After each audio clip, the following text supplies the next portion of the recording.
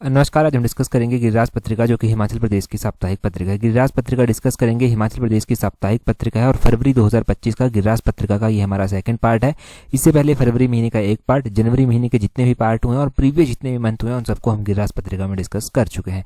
जनवरी महीने को कंप्लीट हमने कंपाइल कर जो है टेलीग्राम पर एक पीडीएफ बनाकर प्रोवाइड करवा दी थी। फरवरी महीना भी वैसे ही कंपाइल कर टेलीग्राम पर प्रोवाइड करवा दी जाएगा। अभी हम क्वेश्चन नंबर 1 से डिस्कशन को स्टार्ट करते हैं। बोलते हैं, how many gold medals did Himachal Pradesh von in the 38th national games. तो ये जो 38th नेशनल गेम्स हुई, इसमें हिमाचल ने कितने गोल्ड मेडल जो है वो जीते। वैसे तो हम पढ़ भी चुके हैं उत्तीर्ण सीरीज में इसको, पर वहां पर इतने डिटेल से नहीं पढ़ा है जितना अभी पढ़ेंगे।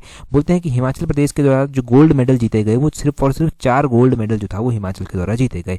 अब देखो, टोटल मेडल हिमाचल के द्वारा जो था वो कितने जीते गए। टोटल मेडल हिमाचल के द्वारा जो था वो 15 मेडल जो था वो जीते गए। 15 मेडल में से जो था वो 4 हिमाचल के द्वारा गोल्ड मेडल जीते गए। 4 के अलावा 3 जो था वो यहाँ पर हिमाचल ने सिल्वर मेडल जीते और 3 के बाद जो 8 बच जाते हैं वो ब्रॉन्ज मेडल जो था वो हिमाचल प्रदेश ने जो था वो यहाँ पर जीते। तो ये गोल्ड, सिल्वर और ब्रॉन्ज मेडल की टैली आपने हिमाचल की प्रॉपर याद रखनी है। 38 नंबर के जो नेशनल गेम्स हुए वो जो है वो होस्ट कहाँ पर किए गए थे, किस स्टेट ने इनको होस्ट किया था, तो उत्तराखंड ने इनको होस्ट जो था वो किया था। इनका जो इनॉग्रेशन किया गया था वो प्रधानमंत्री नरेंद्र मोदी के द्वारा किया गया था और ये जब खत्म होते हैं तो उस सेरेमनी को, जो क्लोजिंग सेरेमनी थी, उसको जो था वो जो हमारे गृह मंत्री हैं अमित शाह, उनके द्वारा जो था वो इसको किया गया था। यहाँ से आपको ध्यान रखना है कि मेडल टैली जो रही उसमें टॉप में जो है वो सर्विस स्पोर्ट्स कंट्रोल बोर्ड जो था वो रहा। सर्विस स्पोर्ट्स कंट्रोल बोर्ड उसमें टॉप रहा। अगर आपको ध्यान हो तो मैंने आपको बताया था कि सर्विस स्पोर्ट्स कंट्रोल बोर्ड के द्वारा टोटल 121 मेडल जो था वो जीते गए। 121 मेडल इनके द्वारा जीते गए थे, जिसमें से 68 जो था वो गोल्ड मेडल थे, 68 के बाद 26 जो था वो सिल्वर मेडल थे और 27 जो था वो ब्रॉन्ज मेडल थे। तो ये थी इनकी टॉप मेडल टैली में जो सर्विस स्पोर्ट्स कंट्रोल बोर्ड रहता है। सेकंड नंबर पर महाराष्ट्र रहता है। महाराष्ट्र के द्वारा टोटल 201 मेडल जीते गए, परंतु महाराष्ट्र सेकंड नंबर पर रहा क्योंकि महाराष्ट्र के द्वारा जो गोल्ड मेडल जीते गए वो सिर्फ और सिर्फ 54 जीते गए थे और 71 जो था वो टोटल जो था वो यहाँ पर इनके द्वारा सिल्वर मेडल जीते गए थे। ब्रॉन्ज मेडल इनके द्वारा 76 जीते गए थे। तीसरे नंबर पर जो है वो हरियाणा रहता है। हरियाणा के द्वारा जो टोटल मेडल जीते गए थे वो 153 जीते गए थे। 153 में से 48 जो था वो गोल्ड मेडल थे, 47 जो था वो सिल्वर मेडल थे और बाकी के जो 58 बच जाते हैं वो ब्रॉन्ज मेडल जो था वो थे। इसी टैली में हिमाचल जो है 22 नंबर पर जो है वो रहता है और 22 नंबर पर हिमाचल जब यहाँ पर रहता है तो हिमाचल के द्वारा जो था वो total 15 medal, 4 gold, 3 silver, 8 bronze medal जो था वो यहाँ पर जीते गए थे। बस इतना सब यहाँ से फिलहाल याद रखिए। अगला क्वेश्चन देखते हैं, वो भी यहीं से रिलेट करता है तो वहां से और कॉन्सेप्ट क्लियर हो जाएगा। बोलते हैं, Himachal Pradesh women's kabaddi team won dash medal in the 38th national games 2025। ये जो 38th नंबर के नेशनल गेम्स हुए, बोलते हैं कि हिमाचल प्रदेश की महिलाओं की जो कबड्डी टीम थी इसके द्वारा यहाँ पर कौन सा मेडल जो था वो जीता गया। तो हिमाचल प्रदेश की महिलाओं की कबड्डी टीम के द्वारा जो था वो यहाँ पर गोल्ड मेडल जो था वो जीता गया। अच्छा चलो ठीक है कि गोल्ड मेडल इनके द्वारा जीता गया। हिमाचल ने टोटल जो है वो कितने 4 गोल्ड मेडल जो है वो जीते हैं, हमने अभी ऊपर जो है वो पढ़ा। तो एक तो हमारा महिलाओं की कबड्डी टीम जो है वो इसके द्वारा गोल्ड मेडल जीता गया है। क्वेश्चन पूछने वाला ये भी पूछ सकता है कि हिमाचल प्रदेश की जो महिलाओं की कबड्डी टीम थी इसने हराया किसको यहाँ पर गोल्ड मेडल जीतने के लिए। तो इनके द्वारा जो था वो हरियाणा की टीम को जो था वो यहाँ पर हराया गया था और गोल्ड मेडल जो था वो जीता गया था। क्वेश्चन पूछने वाला ये भी पूछ सकता है कि हिमाचल प्रदेश की जो महिलाओं की हैंडबॉल की टीम थी उसके द्वारा कौन सा मेडल जीता गया है। तो महिलाओं की हैंडबॉल टीम के द्वारा भी जो है वो गोल्ड मेडल ही जो है वो यहाँ पर जीता गया है। बाकी के मेडल हिमाचल के द्वारा जो है एथलेटिक्स में जो है वो जीते गए हैं, 2 मेडल जो जीते गए हैं गोल्ड। और अगर हम बात करें सिल्वर मेडल, ब्रॉन्ज मेडल, तो उनके बारे में तो डिटेल में जानकारी आपको यहाँ पर जो है वो मिल चुकी है। अगर हम यहाँ से ना मेडल टैली की बात जब कर ही रहे हैं तो कई बार ना पब्लिक सर्विस कमीशन ना कंफ्यूज करने के लिए हिमाचल के पड़ोसी जो स्टेट्स हैं उनके बारे में पूछ लेता है। हरियाणा तो हमने कवर कर लिया है, तीसरे नंबर पर रहा था। हम पंजाब भी कवर कर लेते हैं क्योंकि हमने पहले देखा है पैटर्न की पंजाब के बारे में भी क्वेश्चन पूछे गए। तो पंजाब में अगर हम मेडल टैली देखते हैं तो पंजाब में जो है वो 15 गोल्ड मेडल जीते गए, 15 के अलावा 20 सिल्वर मेडल थे और 31 जो था वो ब्रॉन्ज मेडल थे। टोटल 66 मेडल जो था वो पंजाब के द्वारा जो था वो जीते गए थे। ये पंजाब की मेडल टैली है। उत्तराखंड की भी हम जान लेते हैं क्योंकि उत्तराखंड में तो गेम्स होस्ट किए गए थे, हिमाचल के साथ भी ये बाउंड्री लगाता है। उत्तराखंड के द्वारा जो है वो 24 जो था वो गोल्ड मेडल थे, 24 के अलावा जो है वो यहाँ पर 35 जो था वो सिल्वर मेडल थे और 35 के अलावा 44 जो था वो ब्रॉन्ज मेडल थे। तो टोटल इसके द्वारा 103 जो था वो टोटल मेडल यहाँ पर जीते गए। तो अब यहाँ से कोई भी क्वेश्चन पूछा जाए आप कंफ्यूज नहीं होने चाहिए, आपके कॉन्सेप्ट क्लियर होने चाहिए। ये फैक्ट गिरिराज पत्रिका में नहीं आए थे, हम तो एग्जाम पॉइंट ऑफ व्यू से पढ़ते हैं जो भी हमें इंपॉर्टेंट लगता है। तो मैंने सारा डाटा आपको बता दिया। ये तो डेली न्यूज़पेपर पर भी आपको नहीं कवर किया हुआ मिलेगा, तो इसके लिए इसको नोट कर लें क्योंकि ये डाटा जो है वो रेयर है और इंपॉर्टेंट है। नेक्स्ट क्वेश्चन हम देखते हैं हमारे पास क्या पूछा गया है। बोलते हैं a group of 50 meritorious students travel to which of the following countries in Feb 2025। तो बोलते हैं फरवरी 2025 में 50 मेधावी छात्रों का एक समूह जो है वो निम्नलिखित में से किस देश की यात्रा करेगा या फिर किन देशों की यात्रा जो है वो करेगा। अगर हम बात करें तो ये गिरिराज पत्रिका में आया था कि अभी हिमाचल के स्टूडेंट्स जो हैं वो कुछ कंट्रीज में विजिट करने के लिए जाएंगे। ये जो मेरिटोरियस स्टूडेंट्स हैं, मेरिट में आए हुए छात्र हैं, उनको यहाँ पर निकाला गया है और ये जो है वो जाएंगे कहाँ पर, विदेश में जो है वो यात्रा करने के लिए। अभी कौन कौन सी कंट्रीज हैं जहाँ पर ये यात्रा करने के लिए जाएंगे और कितने स्टूडेंट्स हैं टोटल अभी फरवरी में भेजे गए, तो 50 विद्यार्थी भेजे गए हैं। ये कंबोडिया और सिंगापुर की यात्रा पर भेजे गए हैं। ऑप्शन बी जो है वो सही आंसर हो जाएगा। अब शैक्षणिक अध्ययन पर एक तरह से जो है वो गए हैं ये लोग और विदेश की यात्रा पर जो है वो गए हैं। ये जो 50 मेधावी विद्यार्थी गए हैं, 11 दिनों की जो है उनकी यात्रा होगी। 17 फरवरी को जो है ये लौट कर वापस आ जाएंगे। अब देखो, बच्चों के लिए ये योजना चलाई गई है कि जो मेरिट में आने वाले बच्चे हैं उनको हम फॉरेन में भेजेंगे, अलग अलग कंट्रीज में भेजेंगे, तो इस तरह से वो भेज रहे हैं। इसके अलावा टीचर्स को भी जो है वो भेजा जा रहा है। एक तरह से देखो, मुझे अपना एक चीज कमेंट करके बताना, आप सभी तैयारी कर रहे हैं और आपका पॉइंट ऑफ व्यू होता है, आपको क्या लगता है कि बच्चों को जो है वो अभी जो मेरिटोरियस बच्चे हैं उनको फॉरेन में भेज रहे हैं, वो किस तरह से आप उसको जस्टिफाई करेंगे कि किस तरह से वो सही है, किस तरह से वो गलत है। आप इसके ऊपर अपने विचार रखिए। देखो, मैं अपने पॉइंट ऑफ व्यू से कहूँ तो स्कूलों में जो है बच्चों की, सरकारी स्कूलों में बच्चों की स्ट्रेंथ कम हो रही है और जो मेरिटोरियस बच्चे हैं वो मैक्सिमम प्राइवेट स्कूल से ही जो है वो निकलते हैं। अब फॉरेन जाने के चक्कर में कोई सरकारी स्कूल तो नहीं आएगा। हाँ, कुछ फंड ऐसा सरकार के पास होता है जो अलग से यूटिलाइज करना होता है। तो चलो, ये हो सकता है कि अच्छे से चीज़ों को यूटिलाइज किया जा रहा है यहाँ पर, परंतु फिर भी ऐसी बहुत सारी चीज़ें हैं अभी जो एजुकेशन में करनी है और मुझे लगता है कि एजुकेशन को इम्प्रूव करने के लिए बच्चों को फॉरेन भेजा जाए, ये पहला स्टेप नहीं है। अब इसमें हो सकता है कि बहुत सारे अच्छे अच्छे स्टेप्स लिए जा रहे हों, परंतु जैसे ये रिजल्ट देखने को मिल रहा है कि बच्चों को फॉरेन भेज रहे हैं, वैसे बाकी रिजल्ट भी देखने को मिले तो शायद शिक्षा का स्तर सुधर सके और गवर्नमेंट स्कूल्स की स्ट्रेंथ बढ़ सके और टीचर्स की डिमांड भी ज़्यादा होगी तो रोजगार भी जो है वो बढ़ेगा। बहुत सारी चीज़ें इंटरकनेक्टेड होती हैं, एक दूसरे के साथ जुड़ती हैं, परंतु चलो, जो भी किया जा रहा है कुछ तो अच्छा किया जा रहा है। अब आप अपना पॉइंट ऑफ व्यू बताइए कि आपको क्या लगता है। अगला क्वेश्चन देखिए, बोलते हैं विच of the following is situated in Naina Devi hills. तो बोलते हैं इनमें से कौन सा जो है नैना देवी की पहाड़ियों पर जो है वो आता है। हम बात करते हैं पहले नैना देवी पहाड़ियों की कि क्यों ये चर्चा में आई, हम इस तरह का क्वेश्चन क्यों पढ़ रहे थे। पहले तो कि नैना देवी की पहाड़ियों का इनकी गिरिराज पत्रिका के साथ कोई खास कनेक्शन नहीं था, परंतु हाँ, माता जो नैना देवी का मंदिर है उसके बारे में जो था वो जरूर गिरिराज पत्रिका में आया था। माता नैना देवी का जो मंदिर है उसके सौंदर्यीकरण के लिए जो है 100 करोड़ रुपया जो है वो खर्च किया जाएगा, ये बात कही गई, तो इसलिए जो है ये चर्चा में आया। अब देखो, माता नैना देवी के मंदिर की हम बात करते हैं तो ये डिस्ट्रिक्ट बिलासपुर में जो है वो स्थित है और नैना देवी की जो पहाड़ियाँ आती हैं उन पहाड़ियों के ऊपर ही जो है वो माता नैना देवी का मंदिर भी स्थित है और यहाँ पर ही जो है वो हमें कोट कहलूर फोर्ट भी देखने को मिलता है। तो नैना देवी की पहाड़ियों में आता है Kot Kahlur fort, option A जो है वो सही आंसर हो जाएगा। ये दगोगा महलौट जो है ये नैना देवी की पहाड़ियों में नहीं आता, ये जो है वो कोट हिल्स, जो कोट की पहाड़ी है, कोट हिल जो है, कोट धार जिसको बोलते हैं, कोट धार जो है बिलासपुर में, उसमें जो है वो आता है। बडोली देवी जो है वो कहाँ पर आता है, बडोली देवी भी जो है वो नैना देवी की पहाड़ियों में नहीं आता, ये कोट धार में भी जो है वो नहीं आता, तो ये कहाँ पर आता है, ये झंझियार धार में जो है वो आता है। और सरयूण फोर्ट की अगर हम बात करें कि ये कौन सी पहाड़ियों में आता है, तो सरयूण फोर्ट जो है वो तियूण धार में जो है वो आता है। तो इस तरह से हमने अलग अलग धारें वहाँ की पढ़ रखी हैं। हमने जो है वो नैना देवी धार पढ़ रखी है, जो कि जिसमें जो है वो कोट कहलूर फोर्ट जो है वो आता है, जिसमें फतेहपुर फोर्ट भी जो है वो आता है। वैसे ही कई बार क्वेश्चन पूछ लिया जाता है कि ये जो नैना देवी का मंदिर था ये किसके द्वारा बनवाया गया था। देखो, नैना देवी मंदिर की अगर हम बात करते हैं तो कहा जाता है कि एक जनश्रुति है उसके अकॉर्डिंग कहा जाता है कि एक गुर्जर हुआ करता था जिसका नाम जो था वो नैना हुआ करता था, नैना नाम उस गुर्जर का हुआ करता था और उस गुर्जर ने जो था वो राजा को एक बार आकर बताया, राजा वीरचंद हुआ करते थे, राजा वीरचंद को एक बार आकर बताया कि एक शिला ऐसी है, एक चट्टान ऐसी है जिसके ऊपर आकर जो है वो उसकी गाय जो है वो दूध की धारा जो है वो छोड़ने लगती है। जब उस शिला को हटाया गया तो वहां पर एक माता दुर्गा की मूर्ति निकली और वहीं पर जो था उस मूर्ति में, जहां पर वो मूर्ति निकली वहीं पर एक मंदिर बनवाया गया जिसको माता नैना देवी का मंदिर जो है वो कहा गया। एक तो ये हो गया कि ये स्टोरी कही जाती है और एक तो आपको पता है कि जो दूसरा कहा जाता है कि सती के नैन जो था वो यहाँ पर आकर गिरे थे, तो तभी इसको नैना देवी मंदिर भी कहते हैं और तभी इसकी स्थापना भी जो था की गई थी।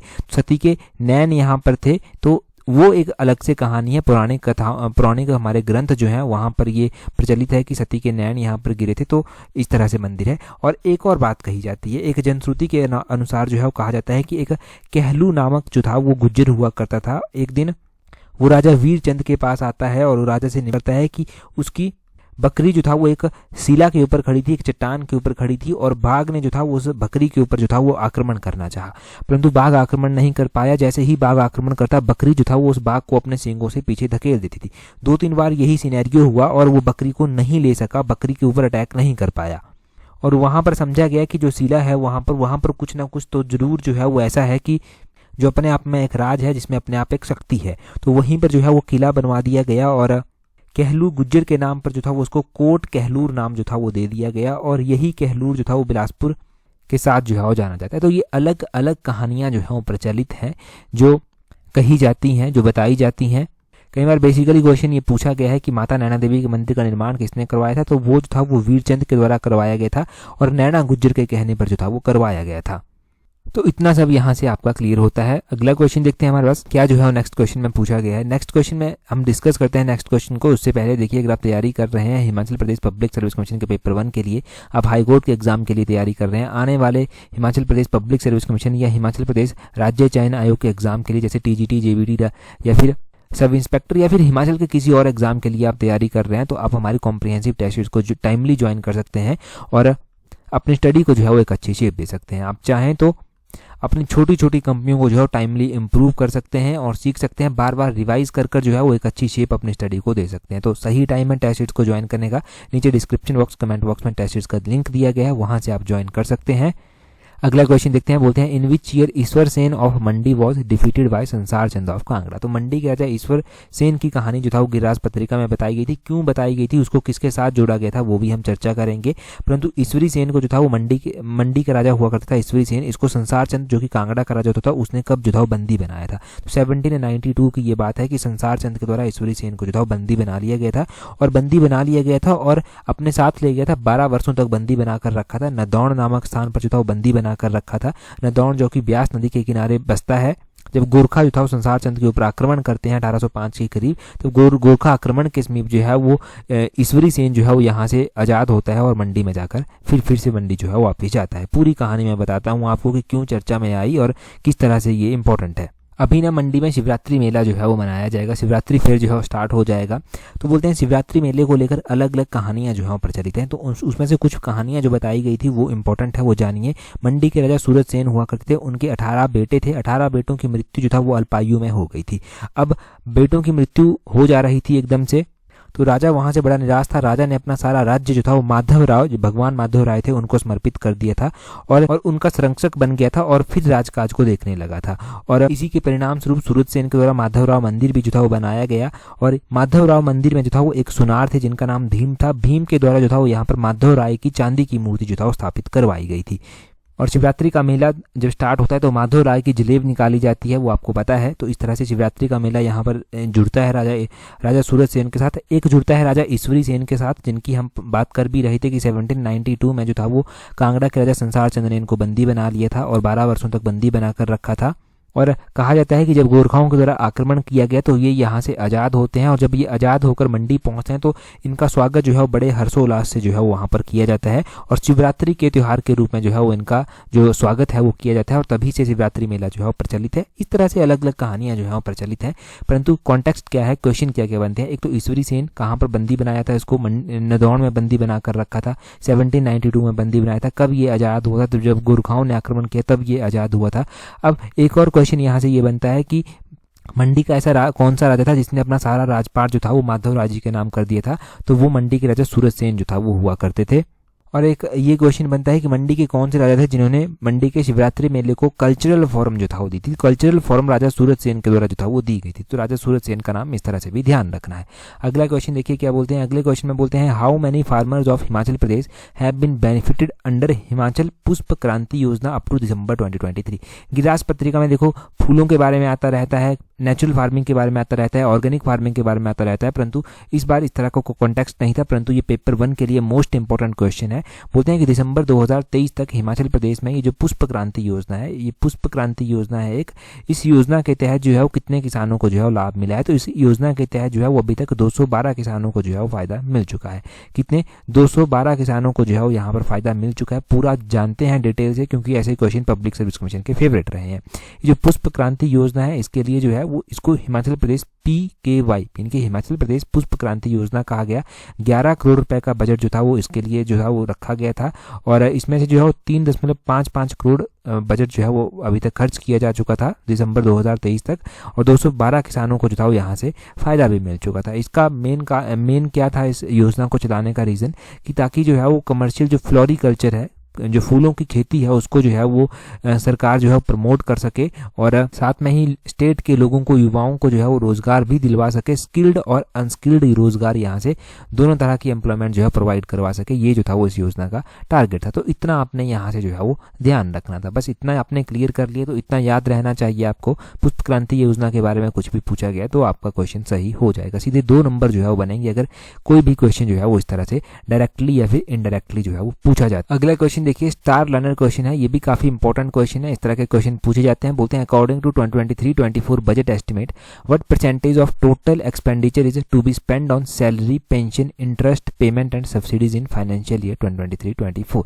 तो बोलते हैं कि 2023-24 के बजट जो अनुमान है उसके अनुसार 2023-24 का जो है वो कुल व्यय कितना रहेगा। वेतन हो गया, पेंशन हो गया, ब्याज हो गया, भुगतान हो गया, सब्सिडीज के ऊपर कितना जो है वो टोटल एक्सपेंडिचर जो है वो रहेगा।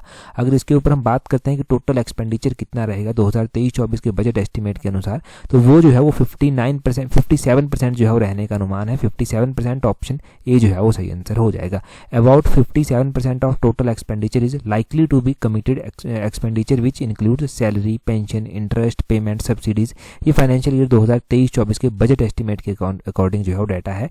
बोलते हैं जो हमारा सैलरी, पेंशन, इंटरेस्ट की जो पेमेंट होती है ना, इसमें जो टोटल कमिटेड एक्सपेंडिचर है वो 30,400 करोड़ है, जो कि 14.66% जो है वो GSDP का जो है वो बनता है।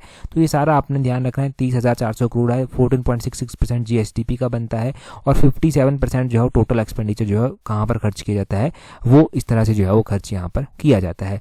तो इस तरह का क्वेश्चन कोई भी बने तो बेसिकली बात क्या है, बात है सारी की सारी डाटा की। अगर डाटा याद है आपको तो आप क्वेश्चन को क्रैक कर पाते हैं।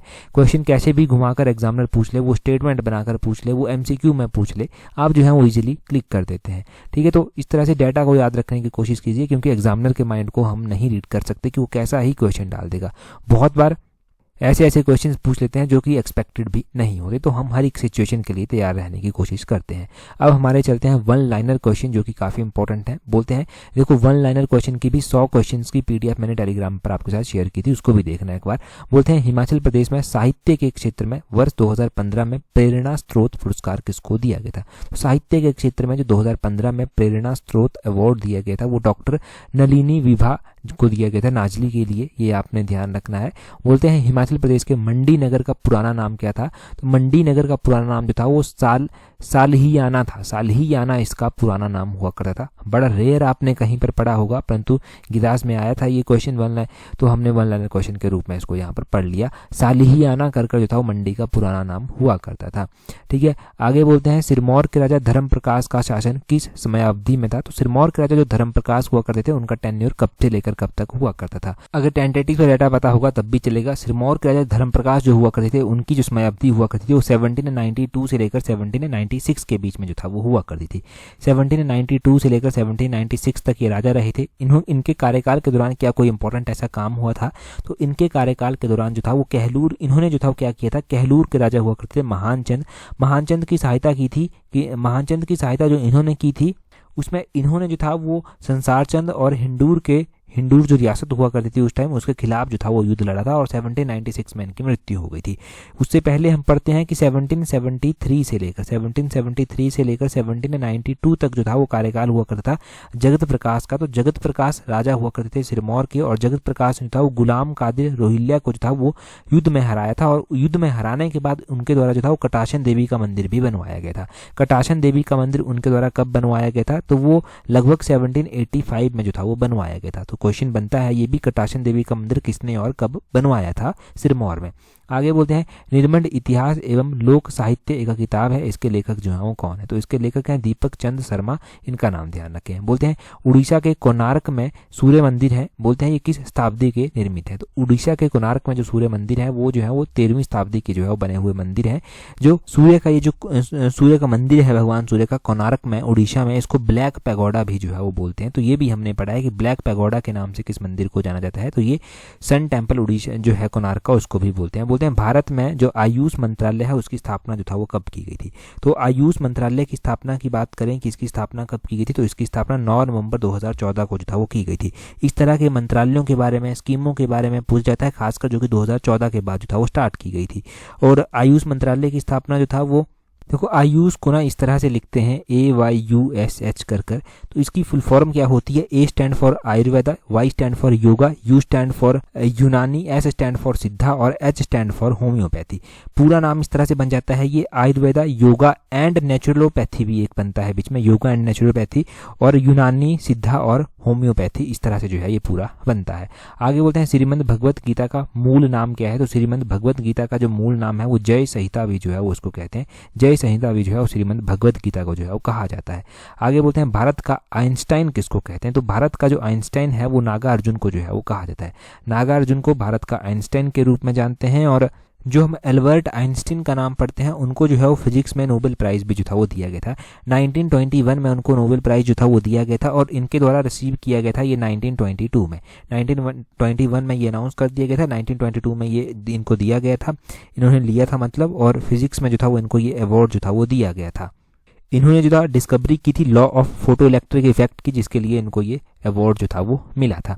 अगले क्वेश्चन में बोलते हैं तुलसी के पौधे का वनस्पतिक नाम क्या है? तो तुलसी का जो पौधा होता है उसका जो वनस्पतिक नाम है वो है ओकीमम टेन्यूफ्लोरम। तो ये ओकीमम टेन्यूफ्लोरम नाम आपने ध्यान रखना है, ये तुलसी के पौधे का जो है वो वनस्पतिक नाम जो है वो है।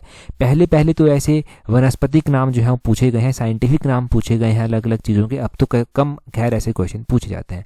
और बोलते हैं अगले क्वेश्चन में वर्ष 2025 में क्रिकेट महिला अंडर 19 T20 विश्व कप का विजेता कौन बना है? तो अपना भारत ही जो है ये बना है। यहाँ पर ये क्वेश्चन हमने पढ़ रखा है उत्तीर्ण सीरीज में अच्छे से हमने इसको कवर कर लिया है। आगे बोलते हैं किसकी सेना ने दुनिया में पहली बार लोहे के आवरण वाले रॉकेट का प्रभावी उपयोग किया था? तो लोहे के आवरण वाले रॉकेट का प्रभावी उपयोग जो था वो टीपू सुल्तान की सेना के द्वारा जो था वो किया गया था। टीपू सुल्तान नाम ध्यान रखें। आगे बोलते हैं 70 नंबर का जो राष्ट्रीय फिल्म पुरस्कार था, बोलते हैं इसमें जो है वो किस वित्त चित्र को सर्वश्रेष्ठ पुरस्कार मिला है? तो वो मर्मर्स ऑफ द जंगल्स को जो है वो मिला है। तो ये मर्मर्स ऑफ द जंगल आपने ध्यान रखना है, इसको जो है वो 70 नंबर का जो राष्ट्रीय फिल्म पुरस्कार था उसमें वित्त चित्र को जो है इसको जो है वो सर्वश्रेष्ठ पुरस्कार जो है वो दिया गया है। आगे बोलते हैं सोहराई पेंटिंग किस राज्य से संबंधित है? तो पेंटिंग्स के बारे में भी पेपर 1 में क्वेश्चन पूछे गए हैं, रेयर पूछे गए हैं, पूछे जरूर गए हैं। तो सोहराई पेंटिंग जो है वो झारखंड राज्य से जो है वो संबंधित है, ये झारखंड राज्य की इंपॉर्टेंट पेंटिंग है। हमारे हिमाचल में आपको पता है कांगड़ा पेंटिंग का नाम जो है वो काफ़ी फेमस है। अच्छा, कांगड़ा पेंटिंग की रूट्स क्या माना जाता है कि कहाँ से जो था वो इसकी उत्पत्ति हुई थी कांगड़ा पेंटिंग की, वो आप कमेंट करके जो है वो बताएंगे जल्दी से। अगला क्वेश्चन देखते हैं हमारे पास क्या पूछा गया है। अगले क्वेश्चन में बोलते हैं where did north India's first 1 megawatt green hydrogen plant inaugurated recently? तो ये नॉर्थ इंडिया का पहला 1 मेगावाट का जो है ग्रीन हाइड्रोजन प्लांट है जो हिमाचल में अभी इनॉग्रेट किया गया है। कहाँ पर इसको इनॉग्रेट किया गया है? पिछली वीडियो में पहला ही क्वेश्चन हमने ये डिस्कस किया था और बड़े डिटेल से बड़ी डेप्थ में मैंने आपको समझाया था ये, तो जल्दी से कमेंट करके जो है बता दीजिए। टेलीग्राम पर अगर आपने ज्वाइन नहीं किया है तो अपने टेलीग्राम से सर्च करना है @allexam31, आपको हमारा टेलीग्राम चैनल मिल जाएगा जहाँ पर आपको गिरास की PDF बाकी इंपॉर्टेंट एग्जाम रिलेटेड जो PDFs होती हैं वो सारी वहाँ पर प्रोवाइड करवा दी जाती हैं।